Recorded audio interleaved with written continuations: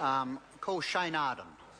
It's a pleasure to rise tonight and speak in favour of the Crown Pastoral Land Rent for Pastoral Leases Amendment Bill. And can I say so on this basis?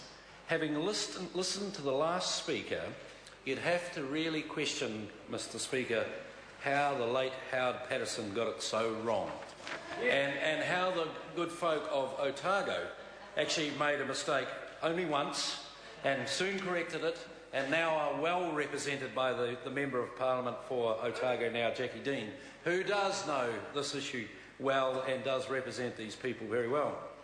The concept that we're being asked to believe from the other side, Mr. Speaker, is that the Crown's ownership in this land is such that a massive discount is being given to these folk in the way that the rents are being set.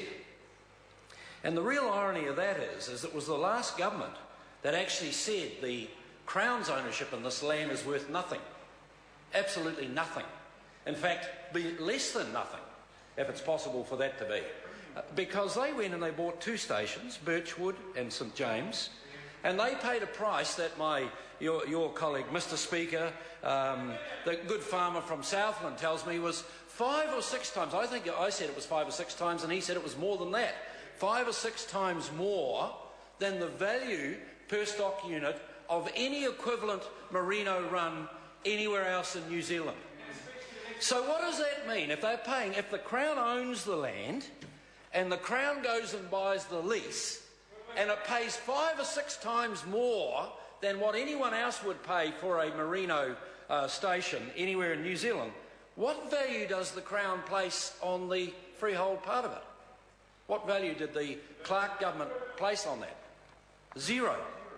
Or even below that, if it's possible to be on the other side of that balance. So to say that the leases are too low on the basis that 2% of the freehold value amounts to X figure, and I mean it'll be different on each particular station, is so misleading, and it's the reason why so many of these people have felt so insecure for so long.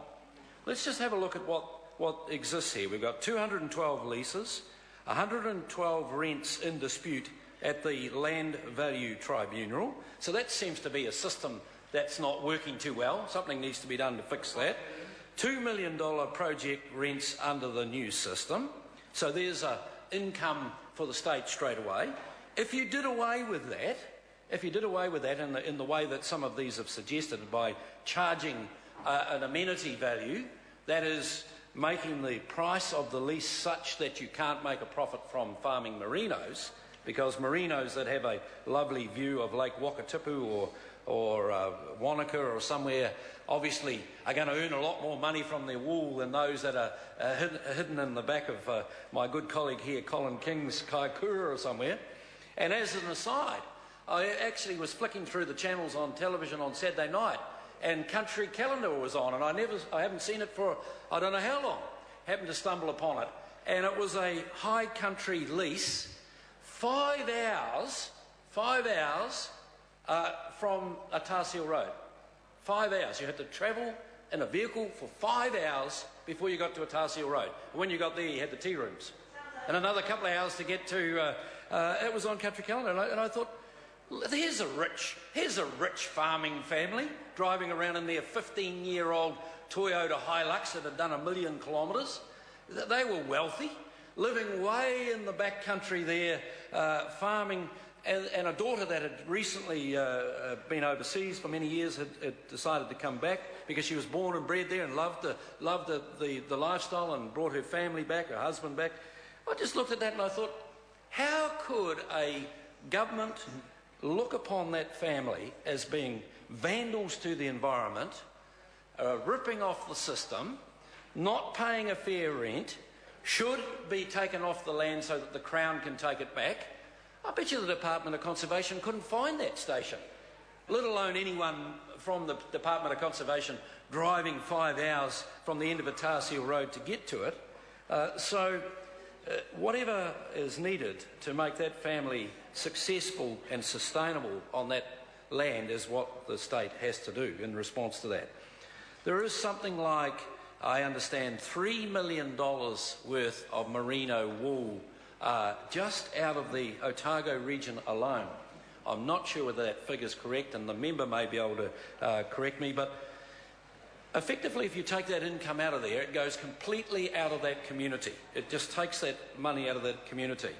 And the conservation investment that these families make in this, in the sustainable management of this land is such that the Crown would likely have that amount of liability to maintain the land in anything like the state it is now. So to suggest that somehow or other the national government is doing some sweetheart deal for its mates, rich mates, when you look at the facts, is so far from the truth. You may find one or two examples somewhere that you might be able to hold up, and it's interesting to note they hold up foreign investors that they allowed to buy the land when they were in government. You know, how did that get past the Overseas Investment Office? If having foreign ownership in land is such a dreadful thing, how did that happen? So I'm not saying it is a bad thing. In fact, the previous speaker said what a wonderful job they were doing of farming it and the amount of money they were investing in conservation values there. So the land and the property will be in better condition when they decide to sell it, likely back to a New Zealand owner at the end of their tenure there. And I don't see any downside from that at all, only upside.